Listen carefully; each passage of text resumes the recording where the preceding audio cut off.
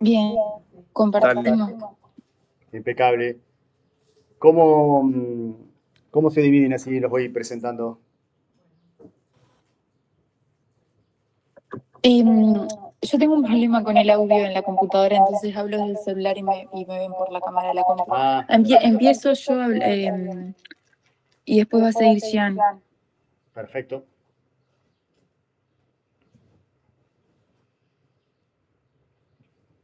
¿Sabes presentar con esto? Sí. Ahí va. A, a ver ahí si se ve. Sí, sí. Falta el modo presentación. Eso, Es PowerPoint eso, ¿no? Es, de Google. A- Ahí Apretá va. arriba donde dice presentación igual, Jean. para, dame un segundo.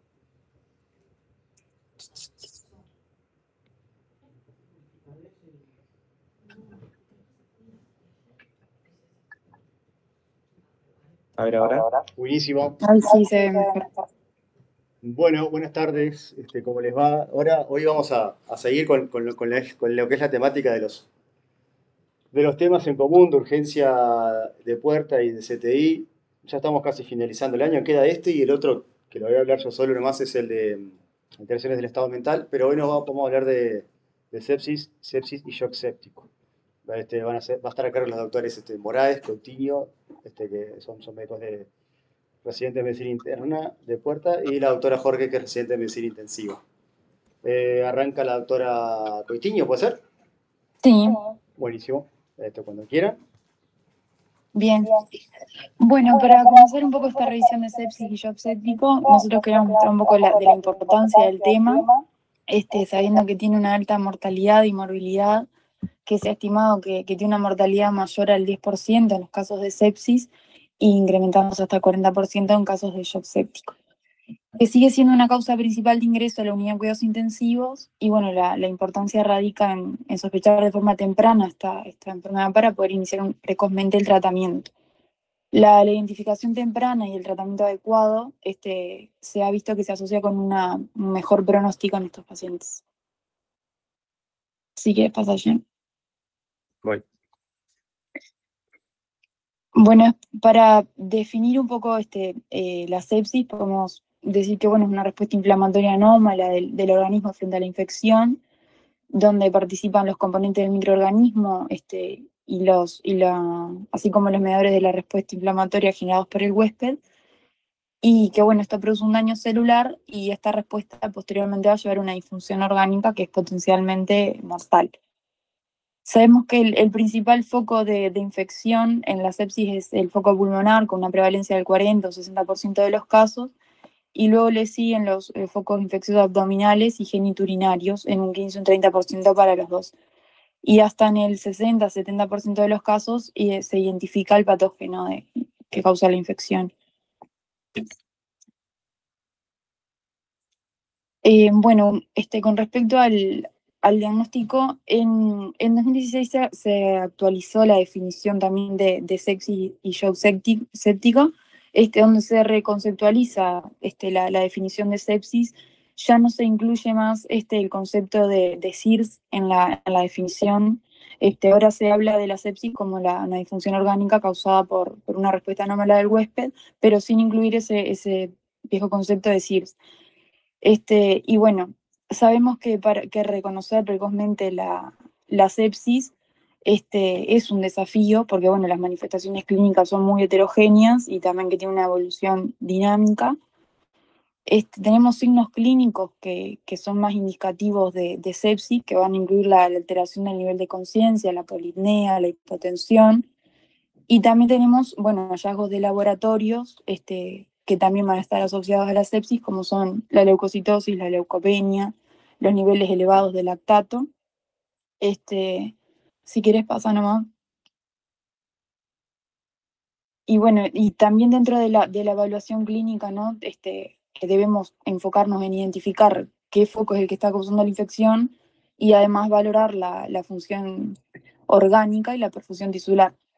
Se utiliza bueno, una escala, que es la escala SOFA, que es la más específica para valorar la disfunción orgánica para los pacientes con sepsis. Que bueno, en esta escala incluye se lo valora por sistema, siendo el polo respiratorio, la coagulación, lo hepático, lo cardiovascular, lo neurológico, lo renal, y donde podemos decir que, bueno, que con una puntuación de 1 a 2 puntos hablamos de disfunción orgánica, y ya una puntuación de 3 a 4 hablamos de un fallo a nivel del órgano. También se propone, el último consenso de sepsis, que fue 2021, lo que propone es utilizar la escala del KID-SOFA, porque claro, a diferencia de la escala SOFA, es que, bueno, no utiliza parámetros analíticos, es solo con los criterios clínicos que mencioné anteriormente, y bueno, que lo podemos aplicar a los pies de la cama del paciente, ¿no?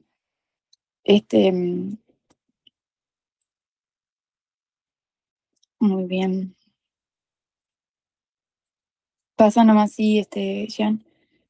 Después, bueno, de shock séptico, en realidad desde el punto de vista clínico, vamos a pensar en pacientes que cumplen criterios de sepsis, pero que a pesar de una reanimación adecuada con fluidos, requieren de vasopresores para mantener una presión arterial media de 65 mililitros de mercurio, y además tienen un nivel de lactato mayor a 2. Pasa.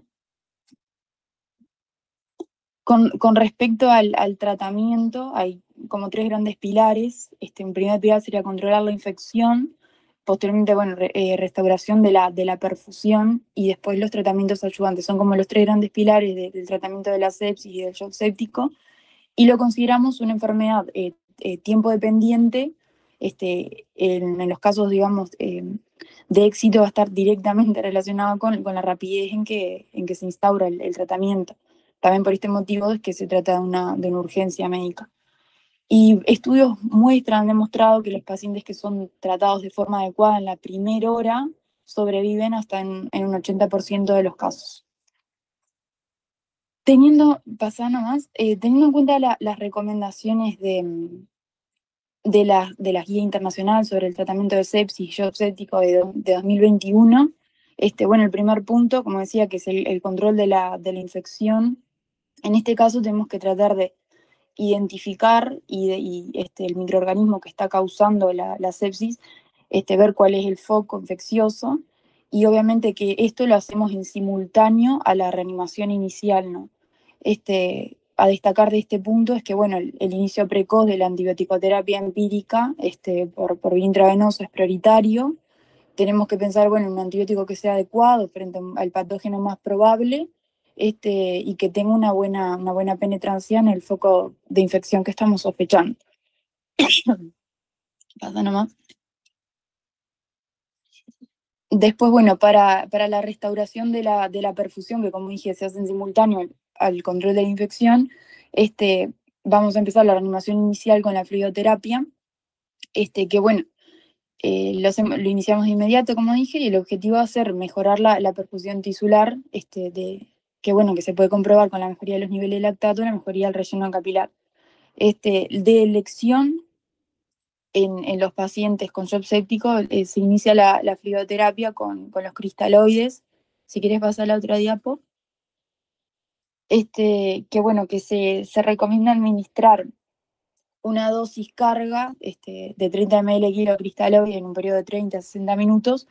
Y bueno, y si no se observa mejoría, se administraría un segundo bolo, siempre con el objetivo de tener una presión arterial sistólica mayor a 90, una presión arterial media mayor a 65. Y después, bueno, claramente que la administración de fluidos también, siempre controlando que no aparezcan signos de sobrecarga de volumen, edema pulmonar, y bueno, y teniendo en cuenta qué cristaloides usar. En realidad se recomienda el Ringer lactato, pero también es motivo de debate cuál sería la mejor fluidoterapia, cuál es la fluidoterapia óptima para estos casos. También lo más usado, que es el suero fisiológico, sabemos que tiene sus posibles efectos adversos, como la acidosis metabólica hiperclorémica. Y bueno, inicialmente lo que nosotros encontramos en la revisión que hicimos, que bueno, el iniciarlo con Ringer lactato. Y después algo que las guías recomiendan es que, bueno, el uso del lactato sérico para guiar la reanimación, que sabemos que es un biomarcador importante de hipoxia y de disfunción tisular, no es una medida directa de la perfusión tisular, pero las guías lo recomiendan para ir guiando la reanimación en adultos con sepsis o shock séptico. Bien.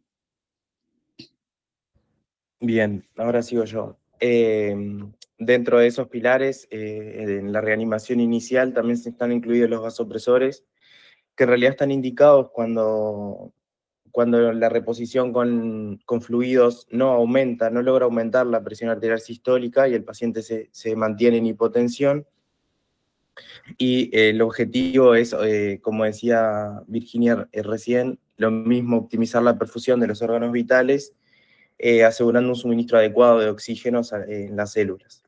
El fármaco de elección va a ser la noradrenalina siempre, es lo que dicen las guías, las recomendaciones, porque es un potente agonista adrenérgico y produce, además de un aumento de la PAM, que viene dado por una vasoconstricción periférica, tiene un mínimo efecto sobre el ritmo cardíaco. Acá pusimos una tablita con los vasopresores más usados. La noradrenalina es la primera y, como decía, tiene un aumento de la resistencia vascular periférica, lo que lleva a un aumento de la presión arterial media, con mínimo efecto sobre el ritmo cardíaco. Por ejemplo, la dobutamina puede provocar con más frecuencia taquiarritmias. Después, las guías decían que cuando no responde a noradrenalina, el siguiente vasopresor de elección sería la adrenalina. En nuestro medio estamos como bastante acostumbrados a usar noradrenalina y después dobutamina, o por lo menos en Puerta no usamos tanta adrenalina, capaz que después nos pueden comentar en CTI, pero generalmente es nora y dobuta. Bien, y al modo de medio de que en suma, hasta acá, hasta este punto, decir que el shock séptico se trata de una emergencia médica y que hay que tener una alta sospecha y iniciar un tratamiento temprano y ¿cómo es? Ser agresivos, digamos, con el tratamiento desde el primer momento. Una vez que medimos el lactato y planteamos que estamos frente a un shock séptico, en el contexto de un proceso infeccioso claramente, el siguiente paso es obtener cultivos, administrar de forma precoz los antibióticos de amplio espectro, como decía Virginia, en base al foco que estamos sospechando, administrar de forma rápida la fluidoterapia, que era el siguiente paso, y cuando no hay respuesta sobre la presión, digamos, el paciente se mantiene hipotenso, iniciar los vasopresores. Todo para llegar a tener una presión arterial media objetivo mayor a 65 milímetros de mercurio.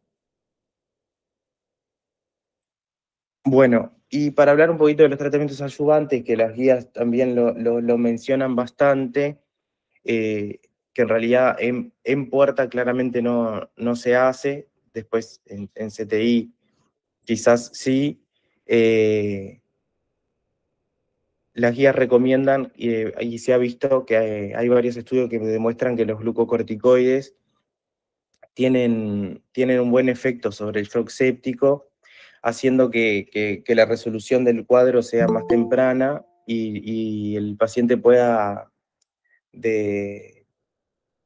desprenderse, digamos, del vasopresor, suspenderse el vasopresor precozmente.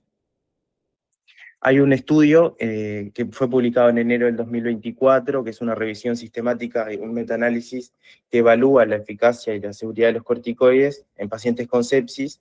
Este estudio incluye 45 estudios clínicos aleatorizados con 9.500 pacientes y concluye en que los glucocorticoides reducen la mortalidad a corto plazo y aumentan la reversión del shock hacia los 7 días, que era algo esto de que venía diciendo. Bueno, y después otros tratamientos adyuvantes que también están en todas las guías, que capaz son un poco obvios, pero hay que tenerlos presentes. Por ejemplo, transfusión de glóbulos rojos cuando la hemoglobina es menor a 7, tromboprofilaxis para evitar la enfermedad tromboembólica venosa y que complique más el cuadro, profilaxis de úlceras gastroduodenales por estrés, control de glucemia y control de UPP, que esto generalmente son pacientes que van a estar varios días en postración y con vía oral suspendida muchas veces por distintas cosas, por ejemplo, por estar intubado, por decir algún ejemplo, y el control de la glicemia estricto es muy importante para ir valorando cómo se comporta.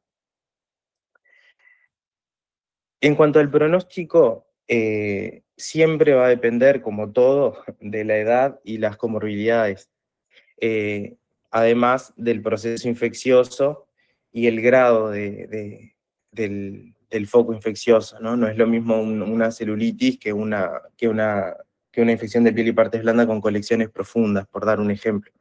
Y también del grado de disfunciones, claramente. Y en cuanto al seguimiento, lo que venía diciendo Virginia, que lo comentó más arriba, la escala SOFA, que trae el conjunto que mide las disfunciones orgánicas, que se puede ir haciendo de forma seriada en CTI y ir valorando la respuesta al tratamiento. Después hay otros puntos importantes que son la rehabilitación post-sepsis y el síndrome post-sepsis, que está dado por fatiga, disfunción cognitiva y física prolongada por las largas internaciones y encamamientos que tienen estos pacientes. Bueno, y como conceptos a destacar, repasar que la sepsis es una respuesta inflamatoria del organismo frente a una infección que puede llevar a una disfunción orgánica múltiple, potencialmente mortal. La identificación temprana y el tratamiento adecuado y agresivo desde el inicio mejoran el pronóstico del paciente. Para esto hay que tener una alta sospecha para iniciar precozmente, por la alta mortalidad que tiene, como venimos diciendo. Y bueno, la estratificación del riesgo y la implementación de medidas terapéuticas escalonadas son fundamentales, y el tratamiento de la sepsis y el shock séptico incluye el empleo de fármacos vasopresores inotrópicos junto con terapias adicionales como los glucocorticoides y otras medidas de soporte. Bueno, y ahora la doctora Jorge va a hablar un poquito de lo que es el monitoreo de los hemodinámicos y respuesta a fluidos. Y bien, capaz que podemos comentar algunas cosas acá antes de seguir con el monitoreo hemodinámico y la respuesta a fluidos. Dale. Bueno, dale. Estuvieron, el resumen que hicieron fue muy bueno, basado claramente en la guía de sepsis y shock séptico del 2016, donde, bueno, describieron bien lo que son las definiciones, ¿no? Esto viene de la mano de lo que son las guías de la campaña sobre la sepsis, la Superior Sepsis Campaign, que esto viene desde el año 2000, donde la idea, 2000 o 2002, no me acuerdo bien, que la idea era tratar de unificar criterios basados en una evidencia para tratar de mejorar el pronóstico de la sepsis, ¿no? Como ustedes bien dijeron, está esto es un trabajo donde trabajan ustedes, en la puerta, ¿no? Y ahí es donde también les cambia el pronóstico. La identificación de lo que es una sepsis, sobre todo un shock séptico, donde tiene un pronóstico bastante particular. ¿Cuáles son las medidas iniciales que van a iniciar? Y bueno, evidentemente tratar de ya ir conectándolo con su paciente que lo vamos a ir viendo nosotros. Como ustedes ya han visto en puerta, hay una gama de sepsis. O sea, no es lo mismo una sepsis de un paciente que tiene 100.000 plaquetas y un paciente que está con un shock séptico, ¿no? O sea, y el manejo es totalmente diferente.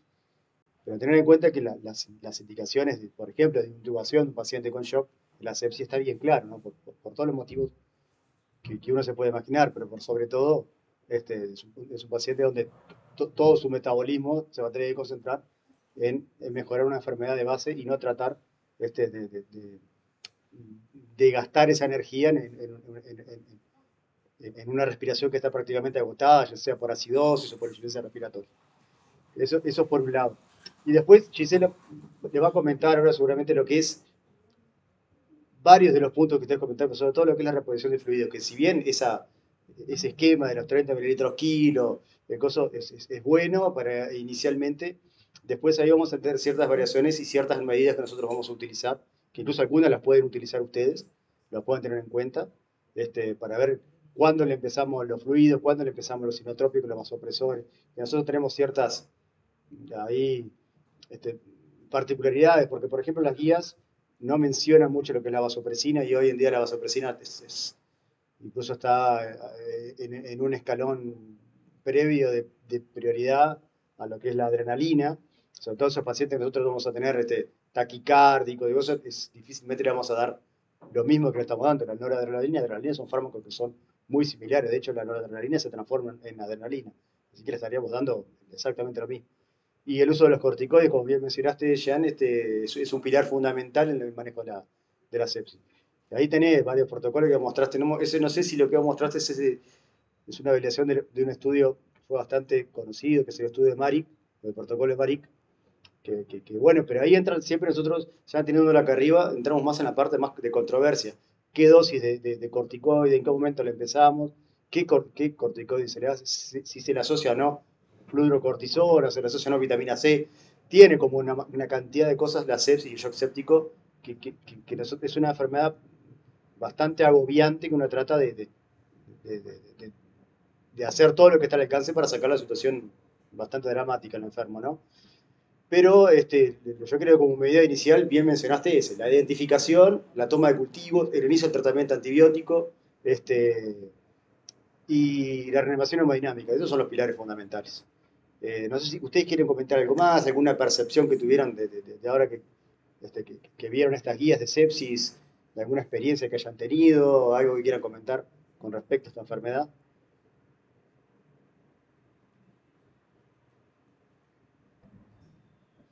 No, decir que hemos tenido varios pacientes que, como bien decís tú, son pacientes compartidos y creo que esto es el propósito de estas charlas, terminan después ingresando en CTI, la mayoría claramente.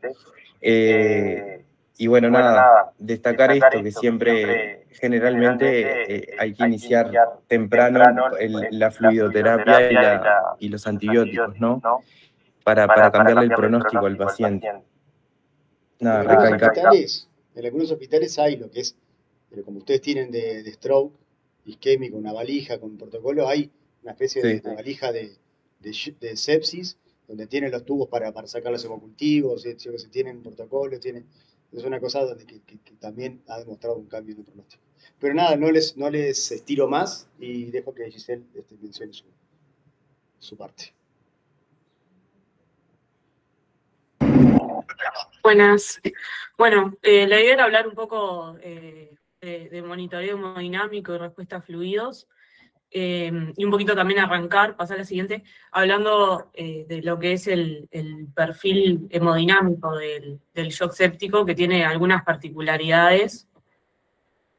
¿Te pasa la PPT? Sí, dale. Ya dame un segundito que se trancó y no sé qué le pasa. Sí, a veces se trancan. Tranqui.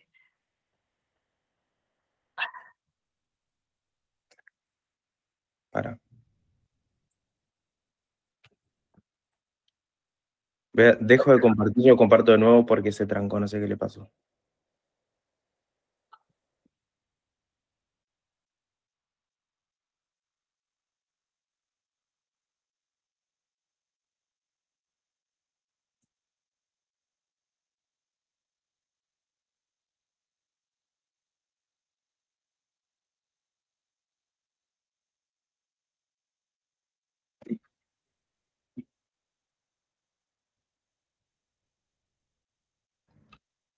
No estoy pudiendo.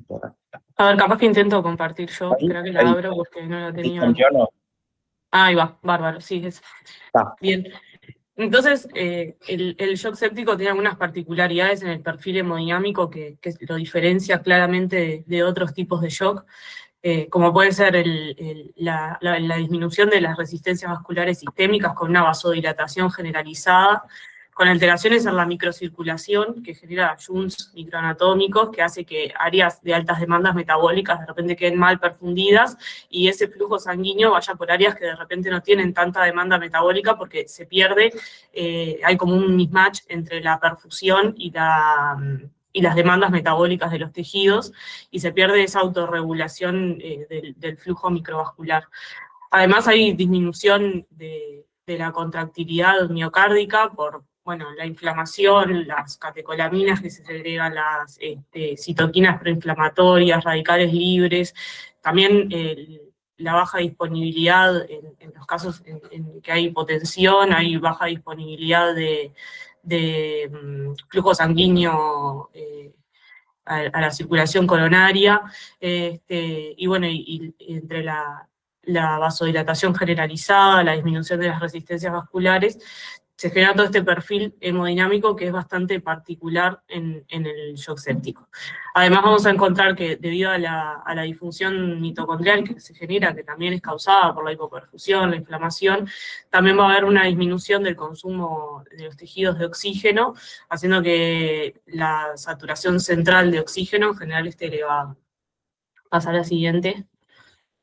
Ahí va. Entonces, para determinar el perfil del shock, que a veces es bastante claro y a veces no tanto, y nos queda un poco la duda de cuál es la causa del shock en el paciente, podemos hacer distintas mediciones que son bastante accesibles, si tenemos sobre todo un ecógrafo, y que nos puede ayudar mucho a determinar la causa.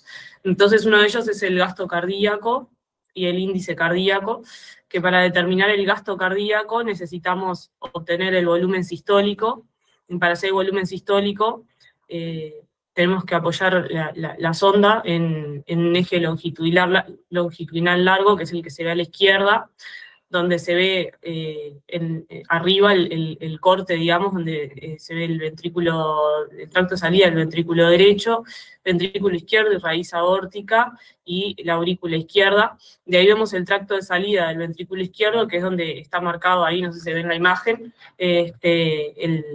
la medición del tracto de salida del ventrículo izquierdo con el caliper, que nos permite obtener el área, o sea, a través de la medición del diámetro podemos calcular el área del tracto de salida del ventrículo izquierdo, que tal como se ve en la imagen, también a veces las ventanas ecocardiográficas no son tan ideales. Esa es una ventana real de un eco que hicimos acá, y a veces no son tan ideales como las que vemos en los libros.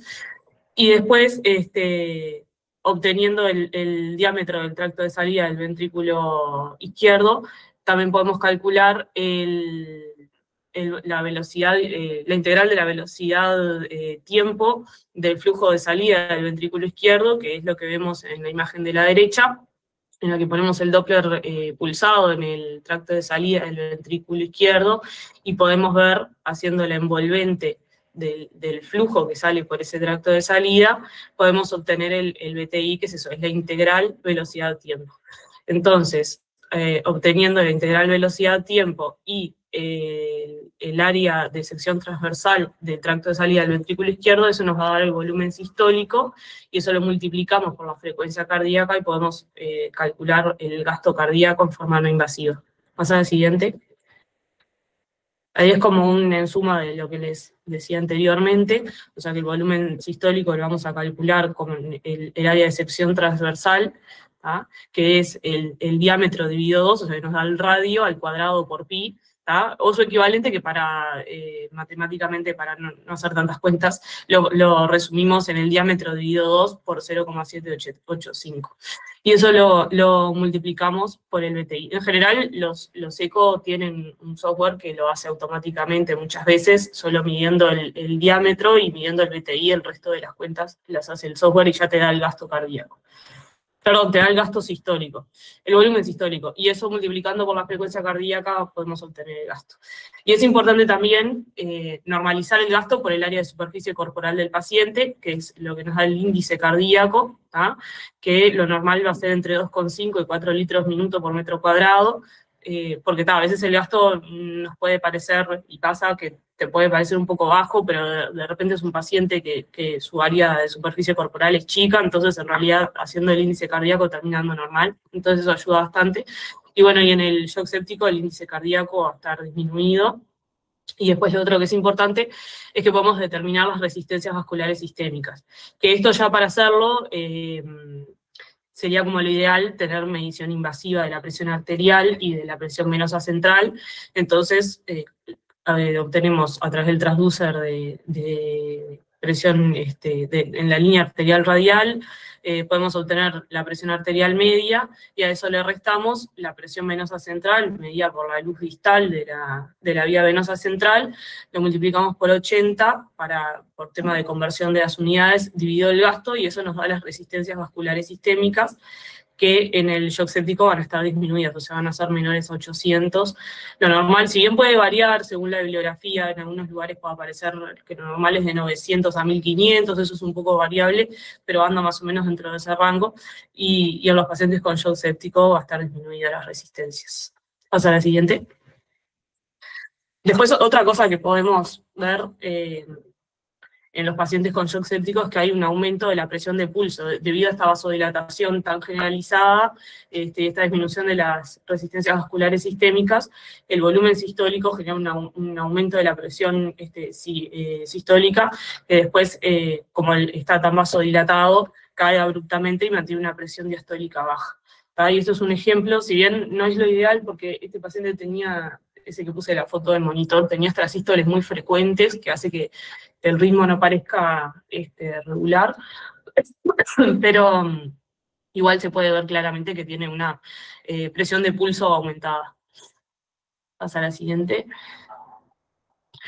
Y bueno, entonces nosotros, repasando este perfil hemodinámico del shock séptico, nosotros vamos a comenzar rápidamente la reposición con fluido, como ya habían dicho anteriormente, con el objetivo de corregir la hipoperfusión tisular, evitando la hipovolemia, mejorando la disponibilidad de oxígeno a los tejidos, que es lo que ha demostrado que disminuye la disfunción multiorgánica. Pasa a la siguiente. Es importante también, que es lo que más creo que nos genera duda en estos pacientes, es, bueno, ¿hasta cuándo seguir dando fluidos? Si bien al principio, cuando el paciente recién llega a la puerta de emergencia, es bastante claro, y nadie le queda duda que tiene que empezar a hacer volumen, pero después, a medida que van pasando las horas de ingresado al paciente, ya tenemos que empezar a definir hasta cuándo vamos a seguir dando volumen, porque también la hipervolemia también tiene otras complicaciones, ¿no? Entonces nosotros tenemos que encontrar como esa ventana terapéutica óptima en cuanto al volumen, que evite la hipovolemia, que bueno, tiene todas las complicaciones, ¿no? O sea, más disfunción multiorgánica, más shock, más hipotensión, pero también evitar la hipervolemia, que también genera complicaciones como edema pulmonar, también la congestión, la congestión venosa también genera disfunción orgánica, también genera edema periférico, que también lleva a más estadía hospitalaria y más mortalidad a largo plazo. Entonces también es importante ese balance entre el aporte de fluidos. Pasa a la siguiente.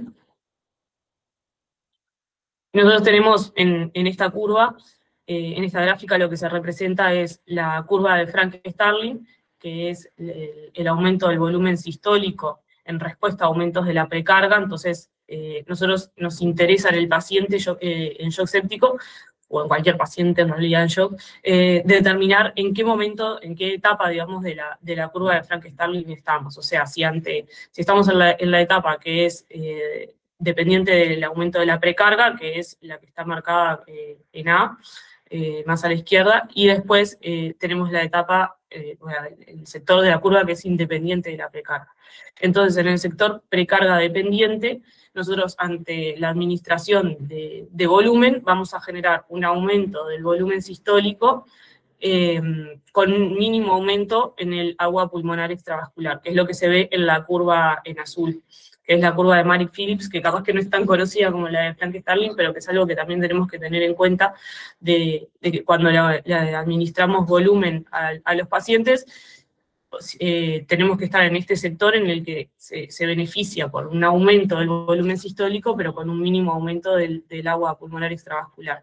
Y sin embargo, cuando están en la zona de precarga independencia, o sea, la zona de la derecha de la curva de Frank-Starling, que está marcado con la B, nosotros al administrarle volumen a ese paciente, lo que vamos a hacer es generar un mínimo aumento del volumen sistólico, o que no haya cambios en el mismo, y sí lo que vamos a generar es un gran aumento en el agua vascular el agua pulmonar extravascular, que es lo que genera todas estas alteraciones de, bueno, más disfunción, más teoría del intercambio gaseoso. Y además, otra cosa que hay que tener en cuenta, que el paciente que está en shock séptico va a tener, debido a la disfunción microcirculatoria, el aumento de la permeabilidad vascular, va a tener más tendencia a la extravasación de líquido, entonces va a ser más fácil que ese paciente tenga extravasación y edema pulmonar y edema periférico, y a su vez, como muchos de estos pacientes tienen disfunción miocárdica, tienen miocardiopatía séptica, por las causas que ya más o menos mencioné, su curva de Frank-Starling también va a estar por debajo, digamos que acá no la dibujaron en esta gráfica, pero estaría como por debajo de la curva de un paciente que tiene una función sistólica normal. Entonces todo eso va a hacer que en los pacientes sépticos particularmente tengamos que ser como más cuidadosos en la administración de volumen. Y para eso, pasa a la siguiente. Y esto es otra cosa que me había olvidado, que este estudio, el SOAP, fue hecho por Vincent, que es un intensivista belga, que es uno de los que hacen más publicaciones en cuanto a lo que es monitoreo hemodinámico. Eso hizo un estudio multicéntrico en Europa, con más de 3.000 pacientes, y ahí se vio que a las 72 horas del ingreso, el balance positivo es uno de los factores pronósticos de mortalidad más fuertes. Entonces, por eso es la importancia de ser cuidadosos en el momento de administrar volumen. Y ahora sí, pasar a la siguiente. Ahí va. Entonces, para nosotros monitorizar la respuesta al volumen, tenemos varias formas. Por un lado tenemos los índices estáticos, que por tema de tiempo y porque son los menos representativos del estado de volumen del paciente, como puede ser el diámetro de las cavidades cardíacas, el diámetro de la vena cava, son todos índices que, si bien los podemos utilizar, se ha demostrado ya que pueden estar influidos por muchas otras variables independientes al volumen intravascular del paciente, entonces no son tan utilizados. Lo que más se utiliza son las variables dinámicas. Y dentro de ellas, en los pacientes ventilados, tenemos la particularidad de que la presión positiva a nivel de la vía aérea lo que genera es un aumento de la precarga del ventrículo izquierdo. Entonces, en cada ciclo de inspiración, como se puede ver acá en la figura, la presión alveolar lo que hace es aumentar la precarga del ventrículo izquierdo, y eso permite que aumente el gasto. Entonces, en base a la variabilidad respiratoria que se produce en la presión arterial, podemos inferir, porque estamos en cada ciclo de inspiración, estamos desafiando al volumen, al ventrículo izquierdo, estamos dándole un aporte de volumen en forma dinámica, digamos, ¿no? En cada ventilación. Y eso nos puede ayudar, a través de distintos índices, a poder imaginar cómo puede responder ese paciente al volumen, ¿no? Pasar al siguiente.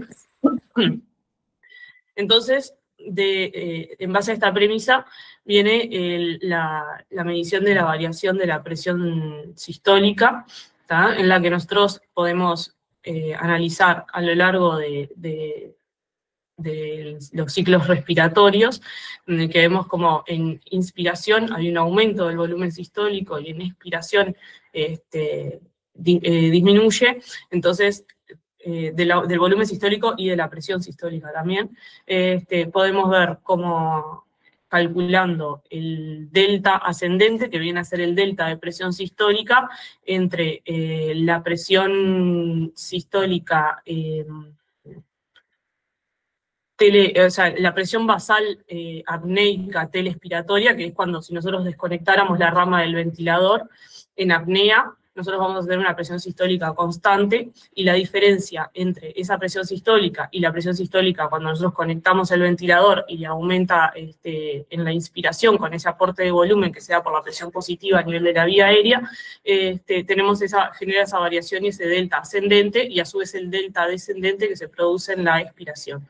Entonces esa variación total, si nosotros comparamos la presión sistólica en expiración, o sea, la mínima en expiración con la máxima en inspiración, esa variación es de entre 7 y 10 milímetros de mercurio.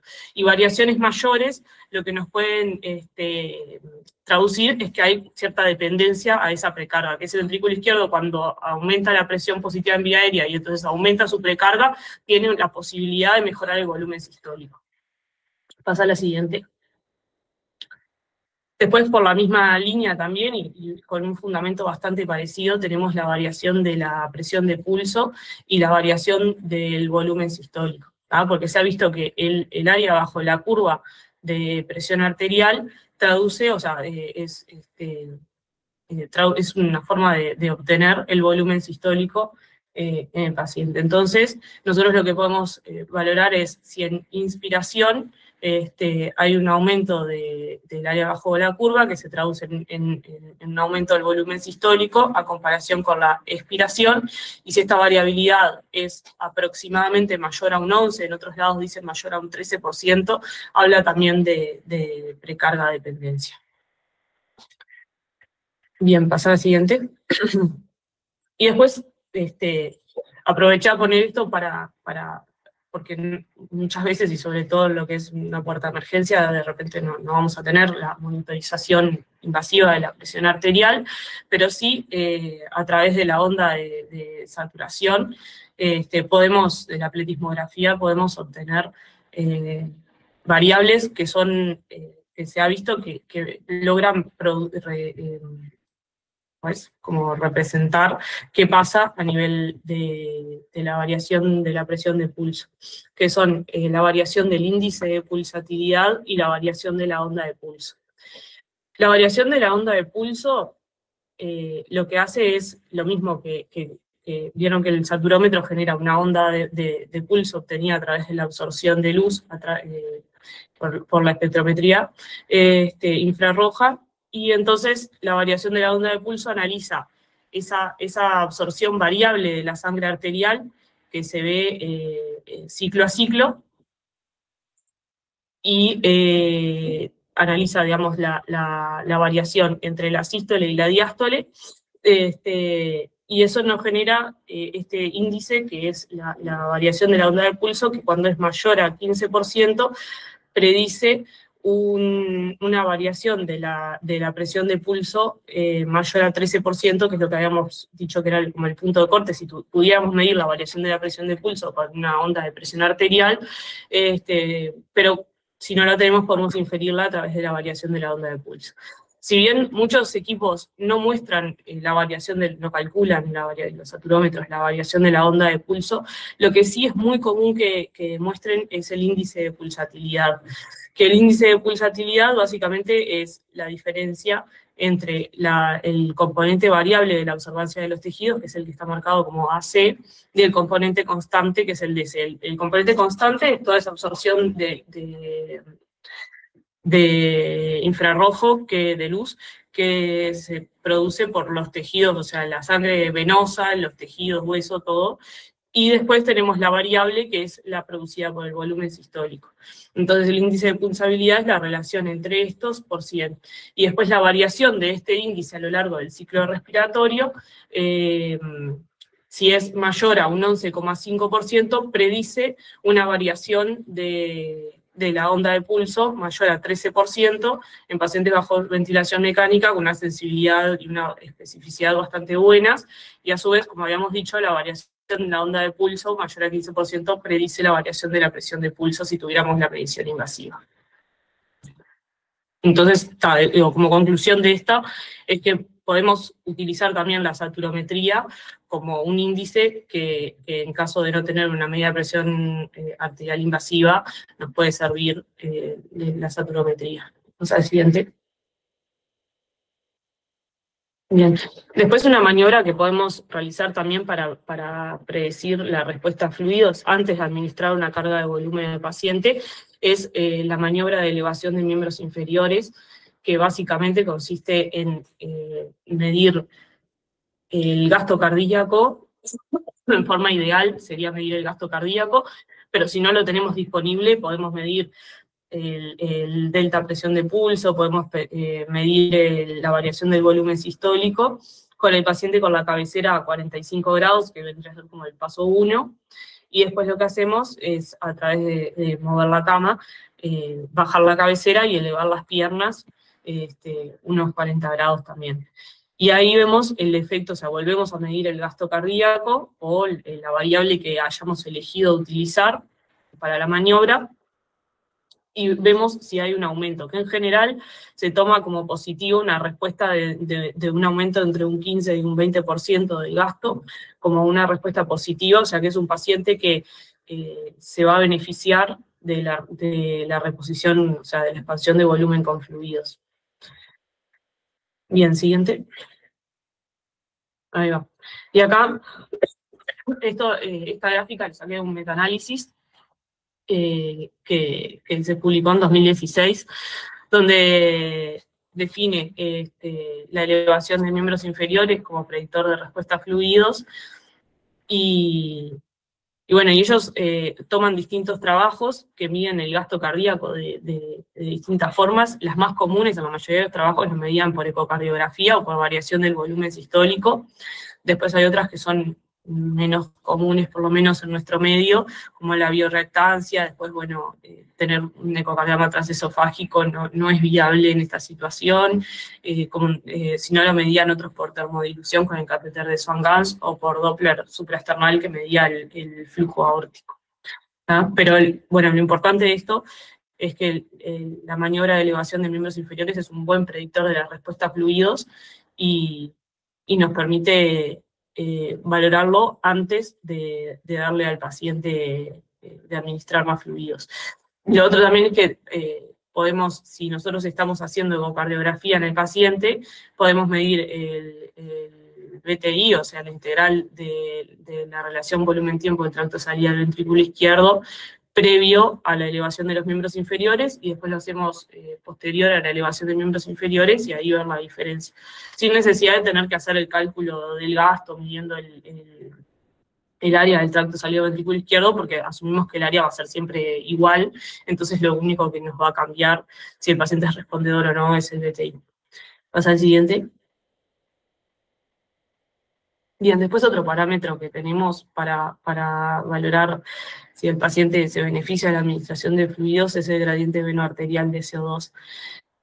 Lo importante de esto, bueno, el valor normal, digamos, si nosotros tomamos una muestra de sangre arterial y otra venosa, realizamos una gasometría, es que la diferencia, el gap de CO2 entre uno y otro va a andar entre 2 y 6 milímetros de mercurio. ¿tá? Esto se basa en la ley de Fick, ¿tá? De la cual se obtuvo la ley de Fick modificada, que dice que el delta PCO2 es igual a K, que es una constante de disociación de solubilidad del CO2 en sangre, por la producción de CO2 dividido el gasto cardíaco.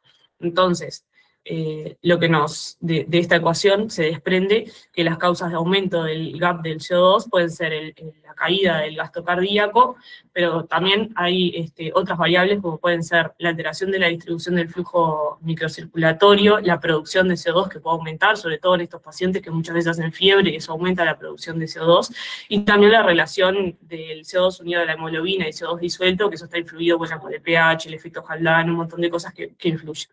Entonces, lo que más quería mostrar con esto es que muchas veces tendemos a hacer el gap de CO2 y si nos da alto decir, bueno, el paciente está hipovolémico, vamos a darle más fluidos, y en realidad el gap de CO2 está influido por tantas variables que si bien en pacientes, por ejemplo, con un shock hipovolémico, es más claro que un gap de CO2 alto, sobre todo en la etapa aguda, ¿no? El gap de CO2 alto traduce hipovolemia. En estos pacientes en que tienen un montón de alteraciones en la distribución del flujo microcirculatorio, que el bajo gasto cardíaco puede ser no solo por hipovolemia, por baja precarga, sino también por disminución de la contractilidad y por muchas otras variables, es bastante más difícil la interpretación del gap de CO2 en este tipo de pacientes. Y ni que hablar después que pasaron 24 o 48 horas del ingreso. Siguiente. Acá, bueno, esto va un poco más con lo mismo del gradiente de CO2.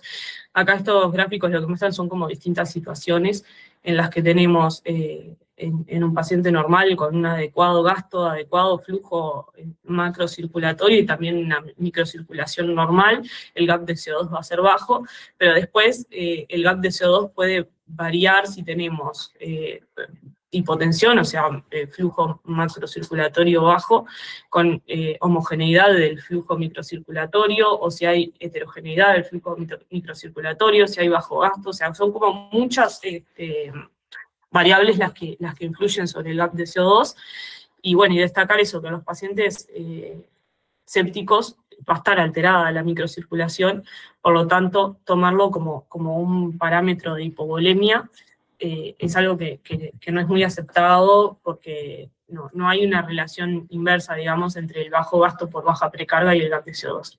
Siguiente.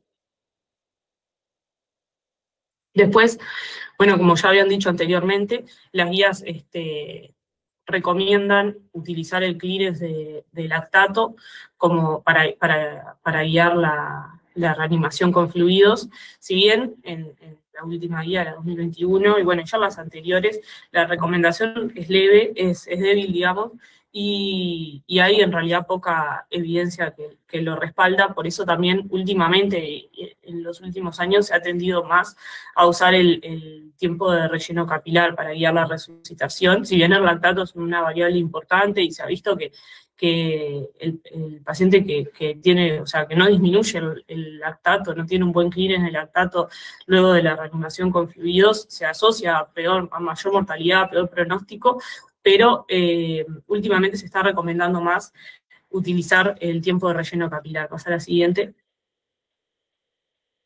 Ahí va. Y esto se basa principalmente en el estudio Andromeda Shock que se realizó comparando la reanimación guiada por lactato sérico comparado con la reanimación guiada por el tiempo de relleno capilar. Y si bien no hubo significancia estadística, se vio como la reanimación guiada por tiempo de relleno capilar tuvo menor mortalidad que a los 28 días que la reanimación guiada por lactato. Por eso, pasa a la siguiente,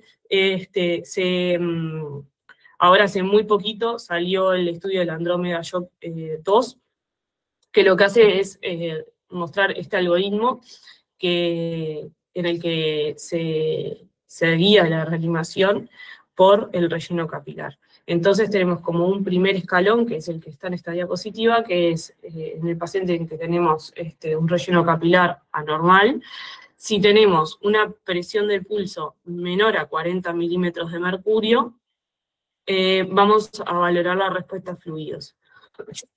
¿Cómo lo vamos a valorar? Vamos a hacer 500 mililitros de suero y vamos a medir el gasto, ya sea con lo que tengamos, ya sea por ecografía o si tenemos variación de volumen sistólico, cualquiera de las variables dinámicas que mencioné anteriormente.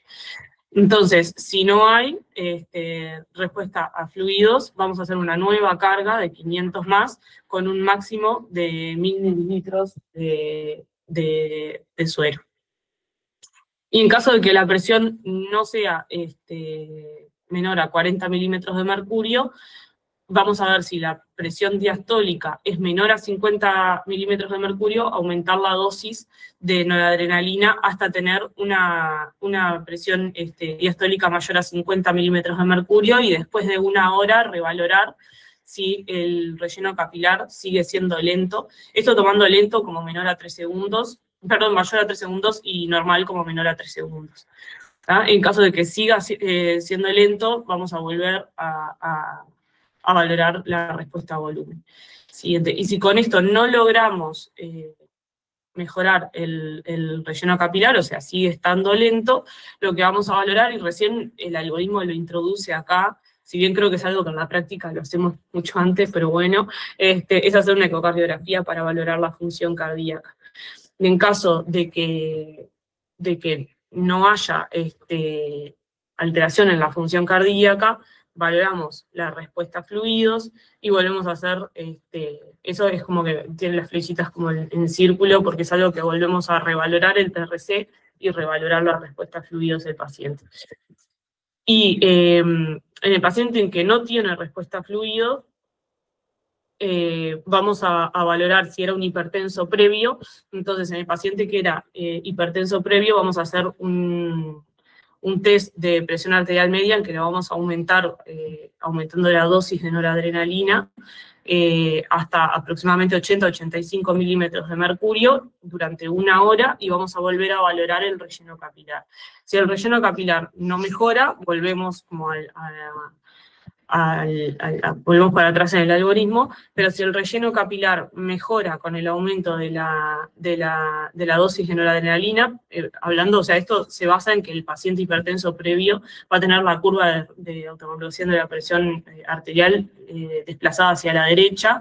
Entonces estos pacientes se van a beneficiar de hacerle el test de dobutamina, que es iniciar la infusión de dobutamina, mantenerla durante 1 hora, bajando la infusión de noradrenalina a la dosis que tenía previamente, o sea, a una presión arterial, con el objetivo de presión arterial media mayor a 65 milímetros de mercurio, y si durante 1 hora el paciente responde con la dobutamina, o sea, mejora el relleno capilar, vamos a continuar con la reanimación.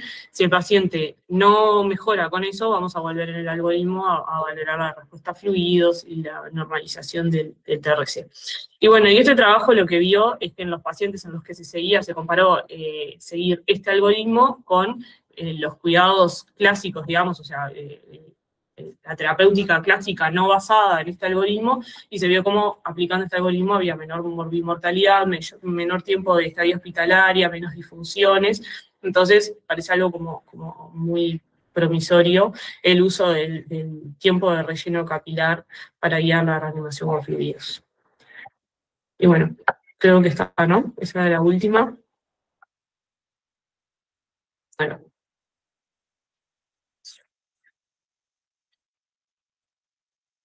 Estaba un poco distraído con el tema, estaba justo buscando el Andrómeda 2. Justo eso ahora comentamos las otras cosas.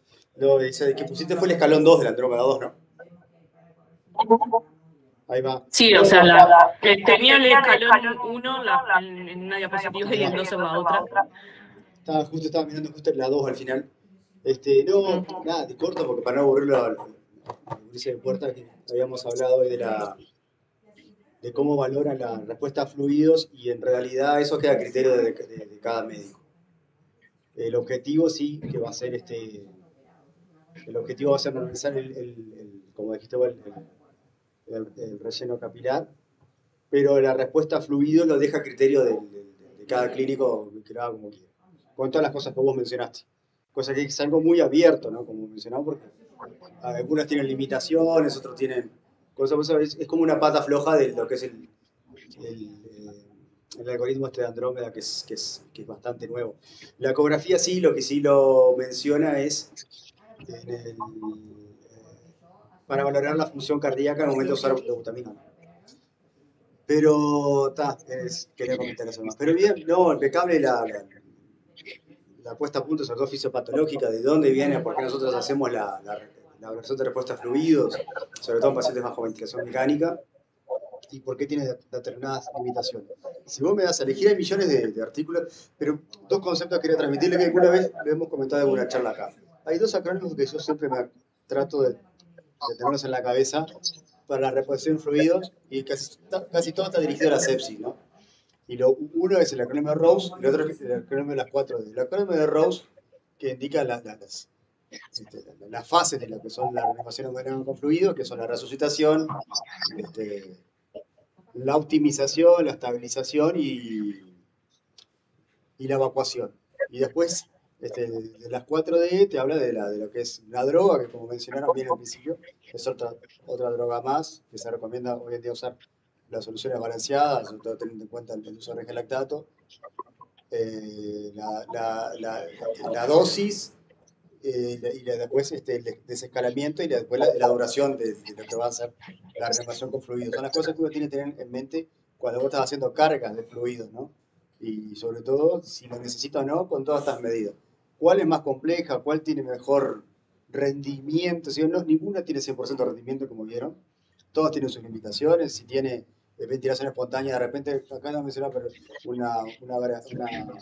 índice de extensibilidad de la vena cava ya con revisión espontánea ya no te sirve, la variabilidad de la presión del pulso con arritmia también, todos tienen limitaciones. Y ahí hacen una especie de algoritmo de cuál es el paciente y qué, y yo ahora no lo voy a mostrar, pero qué medida usar para valorar la respuesta al ruido. Y tienen en cuenta si tiene o no arritmia, si está bajo ventilación, ventilación espontánea, y van eligiendo. Pero los que siempre llevan por practicidad, a mí si me vas a elegir, no, eso es una opinión personal, ¿no? Es el delta peso 2, junto con el lavado de lactato. Son dos parámetros que son bastante buenos, bastante fáciles de interpretar, tiene pocas limitaciones. Ahora estaba buscando, a menos que no esté muy anémico, que es raro que pase al primer contacto en puerta, una de las condicionantes del delta CO2 es la anemia con una hemoglobina, no recuerdo si era menor de 9, y había otro más que ahora no me acuerdo. Pero son dos que están bastante accesibles, porque ya, claro, está bien, nosotros ya lo usamos y hay que tenerlo muy en cuenta. Es la elevación pasiva de las piernas, que tiene la ventaja de que no le damos como es el artículo original, sin dar una gota de líquido. Nosotros hacemos un test de lo que es la respuesta fluida, saber en qué parte de la curva franca está. Y después, más que nada, la respuesta por eso, por la normalización del relleno capilar, el lavado de lactato, y por más que haya entrado un poco en desgracia el concepto de SIRS, pero yo creo que entró un poco más en desgracia el concepto de SIRS porque si bien hay algunos, nosotros siempre encaramos la sepsis como un fenómeno inflamatorio, ahora se está encarando más como un fenómeno más inflamatorio e inmunológico, ¿no? Por eso, poquito como que no lo están dando, aunque a mí los parámetros del CIRS, para mí todavía, a mí entender también son buenos. O sea, vos tenés un paciente que lo tenés taquicárdico, y bueno, si la taquicardia disminuye, eso, bueno, es un elemento que el paciente va mejorando, más si no está polimneico, no tiene fiebre, o no está hipotérmico. Creo que son buenos elementos que la gente que lo estudió los puso con un criterio. O sea, no lo descartaría del todo lo que son el SIRS, y de hecho, nosotros lo utilizamos mucho. Es un elemento incluso para presentar a un paciente a nosotros. Ustedes tienen un paciente que tiene una sospecha de infección urinaria, una probable neumonía, lo que sea, y está taquicárdico, está febril, está polimneico. Bueno, es un paciente que potencialmente va a desarrollar la sepsis, si no la tiene ya por examen paraclínico. Pero ya le digo, la verdad que es un tema muy, muy interesante. Es un tema bastante amplio la sepsis. O sea, hay muchísimo de qué hablar porque podríamos estar hablando 3 horas más de lo que es reposición de fluido. Pero a modo de simplificarlo, hicieron un trabajo muy bueno como para seguir, al que le guste, seguir indagando más. No sé si alguien quiere comentar algo, si no ya los voy liberando.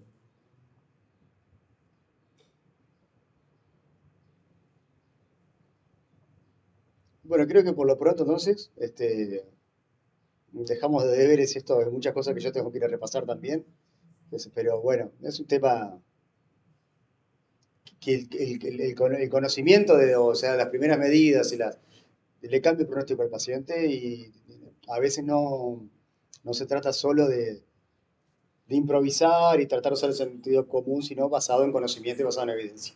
Que cuando uno más, como lo hablamos acá siempre, cuando vamos amplificando el abanico de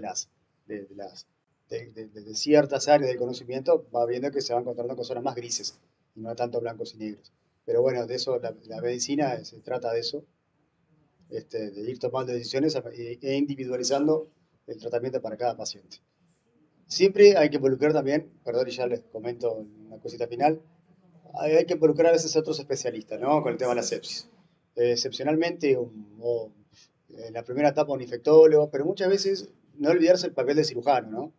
En el momento si hay que drenar algún absceso, la infección de piel y partes blandas, siempre es bueno que lo vea el cirujano, por más que uno diga, bueno, no tiene mucho para hacer, pero de repente es bueno que tome contacto con el enfermo, a ver qué opina. Una opinión más nunca está de más. Una infección urinaria complicada, que no sea parte de que no tenga una complicación agregada, como un absceso renal, y tener en cuenta lo que son los exámenes de imagen, y sobre todo, capaz que más adelante, en unas horas, el paciente está trasladable y no podemos completar un diagnóstico.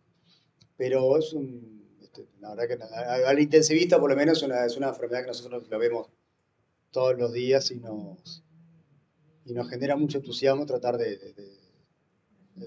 sacar a un paciente séptico, ¿no? Bueno, y con eso, con esa reflexión final, nos vemos el mes que viene con la última charla del año.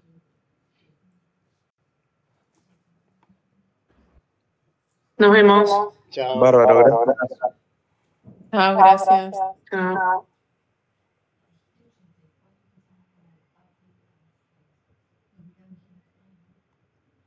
84 de la edad.